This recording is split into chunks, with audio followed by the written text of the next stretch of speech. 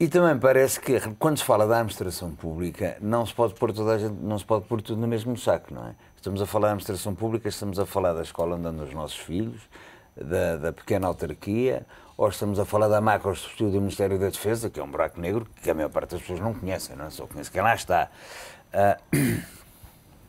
A impressão que dá é que... É tudo isso, não é? É tudo a local isso. e a central. A impressão que dá é que os funcionários públicos, hoje em dia, porque têm algumas regalias, nomeadamente do vencimento assegurado, e porque há alguns indicadores que saem para a comunicação social, e cá para fora, enfim, para o país em geral, criam uma certa,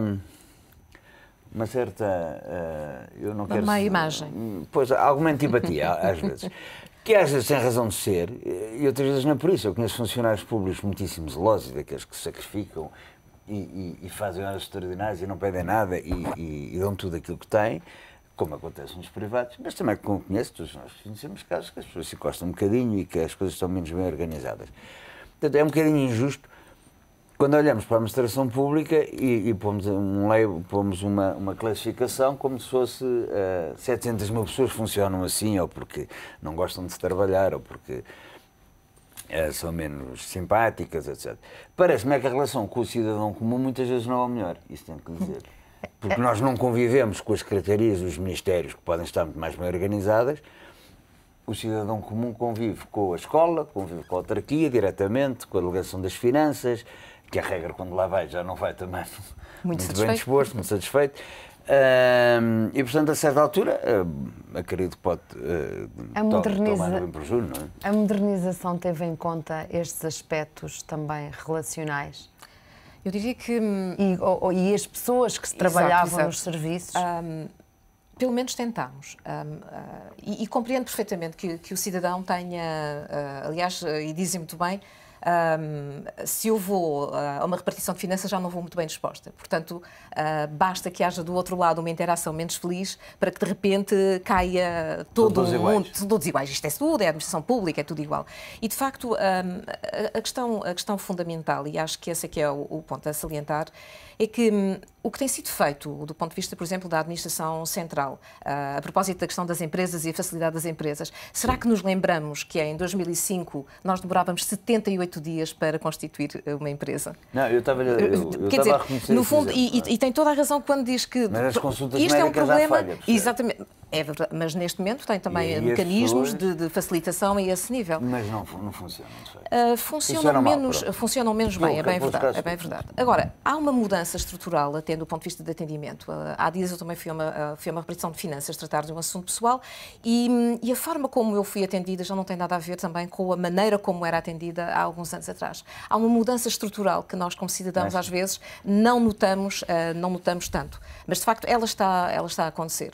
Agora, até que ponto isto vai entrar no ADN? É óbvio que isto leva também o seu tempo, não é? A cultura é aquela coisa estranha que leva muito tempo até que ela se transforme numa pele, numa derme.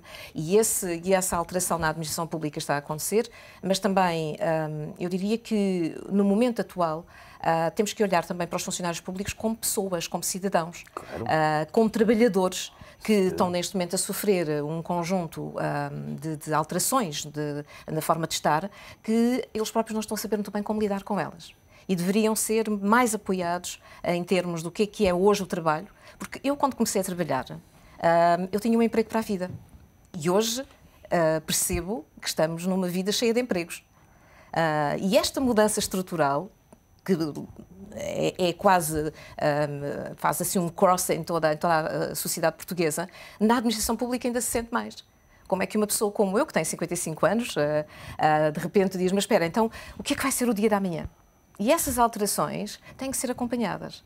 E eu diria que, do ponto de vista do prazo, houve, de facto, um problema delicado e complicado de falta de comunicação, até dos objetivos, até daquilo que se queria atingir e até que ponto há valor acrescentado para o próprio em termos desta alteração. Porque tudo o que está a acontecer também é uma grande oportunidade. Agora, as pessoas é que ainda não a sentiram. E eu penso que isso também foi um ponto que nos faltou em termos da comunicação que devia ter sido feita e que não foi. Paulo Pereira, ou seja, entre o trabalho que os académicos e os universitários desenvolveram e depois a aplicação os políticos, a mensagem que transmitiram? Acha que faltou aqui um gap? Teria corrido melhor se de facto a comunicação fosse melhor? Ou faltaram outros aspectos que eram fundamentais e que não foram cumpridos? Por exemplo, lembro-me que uma das coisas que defendia tinha a ver até com a redução tinha a ver, por exemplo, em termos de planeamento, os governos civis serem eliminados, a questão das regiões poder ser efetivo, os distritos serem eliminados para que tudo se fosse mais uniforme. Sim. Eu estou de acordo que, de facto, é fundamental primeiro ter ideias claras sobre aquilo que se quer fazer e depois saber comunicá-las aos agentes e aos atores que estão no terreno, e isso penso que falhou parcialmente nas duas coisas, ou seja, em termos das ideias claras do que se quer fazer. Em relação a algumas havia ideias claras, em relação a outras, se havia, não se avançou. Como já referi, a questão da despesa pública, para mim, então como professor de finanças públicas, sou particularmente sensível a ela, e que ter-nos-ia evitado a situação em que estamos neste momento, não é? Há de facto coisas que nós propusemos e que não foram, e que está no relatório, e que não foram implementadas porque os políticos acharam que por alguma razão não valeria a pena. Uma delas é a questão dos distritos que referiu, ou seja, nós propusemos a abolição dos distritos e dos governadores civis. E é bom que se perceba que os distritos é uma coisa que já tem muitos anos e não corresponde nada à realidade deste país, e é um obstáculo não só à reforma administrativa do país, como também à reforma do sistema político, curiosamente, porque os distritos, no fundo, acabam por ser a base também dos círculos eleitorais, os 18 do continente. É só para lhe dar um exemplo, quer dizer, o Alentejo tem 3 distritos, Beja, Évora e Porto Alegre, não é? Esses 3 distritos, aplicando o método onde Porto Alegre já só tem 2 deputados, o que significa que há muito pouca gente ali a viver. Quem é que pensa politicamente o Alentejo na Assembleia da República? Ninguém. Ninguém. Portanto, no fundo, temos ali uma repartição. Portanto, teria todo o sentido, aliás, a gente que andei a falar na regionalização, eu não sou um grande entusiasta, mas por que não dar pequenos passos? Quer dizer, podia-se, de facto, só tinha sentido haver uma única, chamemos-lhe distrito no Alentejo, mas aqueles 3 não tem sentido haver estes 8 distritos, são uma forma bom, na minha opinião, dar mais uns lugarzinhos, mais a uns amigos que se põem aí pelo país, não é? Ou umas amigas, mas de facto, do ponto de vista funcional e do ponto de vista de organização do Estado, essa estrutura é arcaica, não é? Quer dizer, e agora, isto está de tal maneira... Então é a mentalidade também que falava há pouco Anabel Pedroso, não é? É isso que está aqui em causa. Enquanto não se mudar esta mentalidade, é difícil imaginar que... Para mim, não é, eu sou mais pragmático. Como economista, isto não é tanto mentalidade, é mais interesses. Ou seja, há toda uma estrutura que está montada neste país, que é a estrutura administrativa que bate certa com a estrutura, digamos assim, em que os próprios partidos estarão estruturados internamente, com distritais, conselheiros, etc. Ou seja, os partidos estruturaram-se em função da divisão administrativa do país, conselhos, distritos e nação, para produzirem candidatos para as respectivas unidades territoriais.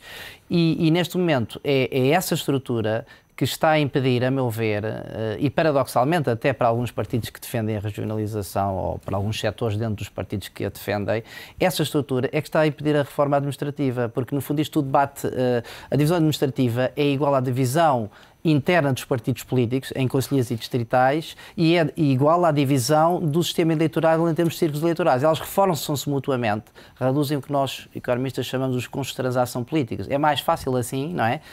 Ou seja, o Sócrates não discute sobre os candidatos distritais, porque os distritais é que discutem, os distritais também não discutem sobre quem é que é o candidato conselheiro, porque eles é que vão discutir. Portanto, a coisa... E são os pequenos poderes para fazer. Exatamente. E, portanto, para mim não é tanto uma questão de... É difícil tentar explicar a quem trabalha na administração pública como é que se reforma, não é? Posto isso... Não, mas é preciso identificar, é assim, eu sou professor, para além de Finanças Públicas, de Economia das Instituições, no ISEG, Economia das Instituições, e, portanto, explico a evolução das instituições, o que é que ajuda elas a mudarem e o que é que faz com que elas estejam emparradas e, digamos, escleróticas e não mudem. E quando eu tento explicar porque é que elas não mudam, não sou só eu, quer dizer, há vários prémios Nobel da Economia que eu tenho atrás, não é? E que têm esta linha de pensamento.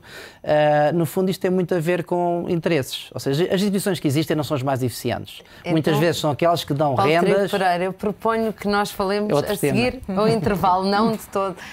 Proponho que falemos a seguir ao intervalo. É um breve intervalo nesta Comissão Executiva, os compromissos comerciais. Voltamos já a seguir. Regresso connosco, estamos a falar de administração pública.